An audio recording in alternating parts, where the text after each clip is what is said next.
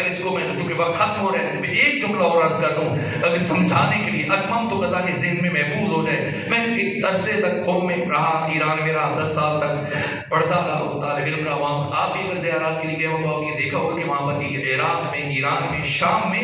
روٹی گھروں میں نہیں بنتی. اگر گھروں میں آپ بنائیں تو آپ کو روٹی مہنگی پڑے گی, اس لیے کہ حکومت نے آٹے پر سبسڈی دے رکھی ہے, نانوائی پر جائیں گے, اس لیے مرد خواتین جاتے ہیں باہر سے خریدتے ہیں. آپ بھی اگر کوئی آپ میں سے گیا ہو تو وہاں پہ صفیں ہوتی ہیں, ایک جانب مردوں کی صف ہے, ایک جانب خواتین کی صف ہے, لائن میں کھڑے ہوتے ہیں, اپنی اپنی باری پہ وہ روٹی لیتے ہو. کبھی شاید آپ کے ساتھ, آپ میں سے کسی کے ساتھ یہ اتفاق پیش آیا ہو یا نہ پیش آیا, لیکن ہم چونکہ وہاں 10 سال برابر رہے تو کئی مرتبہ یہ اتفاق ہو کہ جیسی ہماری باری قریب ہو, 2-3 افراد رہ گئے ہوں, اور جیسی ہماری نوبت آئے, باری آئے, تو اس سے پہلے کہ ہماری باری آئے تو ایک مرتبہ نان بھائی کہہ دیتا ہے کہ حاجہ خلاص جلنا برو, آج تمام شد کہ آٹا ختم ہو گیا, جائیے اب خلاص, کل آئیے گا, فردہ بیا کل آئیے گا, خلاص آج تمام شد. اگر میں بات کو پہنچانا چاہوں تو غدیر کے دن اللہ نے مسلمانوں سے یہی کہا یلنا خلاص برو کہ میرے پاس میرے خزانے میں جتنی نعمتیں تھیں ساری کی ساری اٹھا کر میں نے تمہیں دے دی,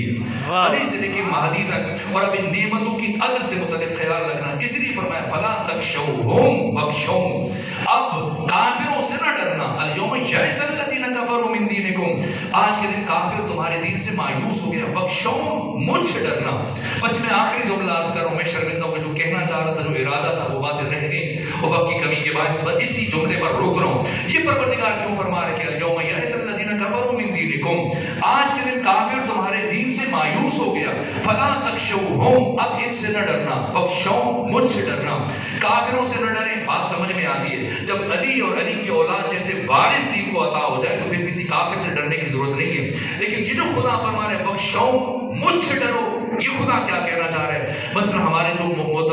محترم میزبان ہیں, یہ دعوت دیں یا مجلس کے لیے, اور میں حاضر ہوں, اور جب ہم یہاں پہنچ رہے ہوں تو یہاں قریب پہنچ کر کسی مومن کا بچہ, جس طرح سے بچے صرف سمجھنے کے لیے مثال عرض کروں, کوئی بچہ گاڑی کے ساتھ, سواری کے ساتھ ٹکرا جائے, زخمی ہو جائے, اس کا بازو ٹوٹ جائے, اور باقی مومن کو پتہ چلے کہ خطیب ہے, مولانا ہے, انہوں نے ہمارے بچے کو زخمی کیا, تو سب غصے سے آئے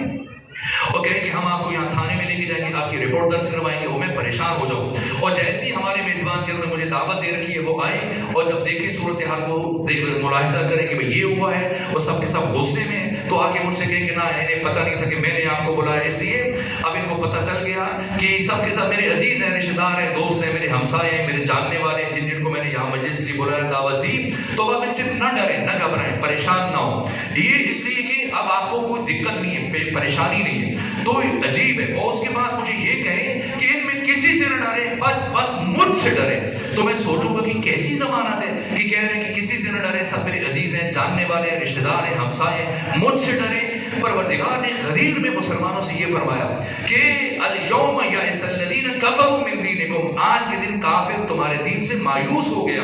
فلا تخشوہم, ان سے نہ ڈرنا, واخشون مجھ سے ڈرنا. مجھ سے ڈرنا یعنی میرے بنائے ہوئے قانون سے ڈرنا, اور میرا قانون یہ ہے کہ اگر میری دی ہوئی کسی نعمت کی قدر نہ کی جائے تو میں اس نعمت کو واپس لے لیتا ہوں. واہ واہ. اور میں نے غدیر میں علی سے لے کر مہدی تک کی ساری نعمت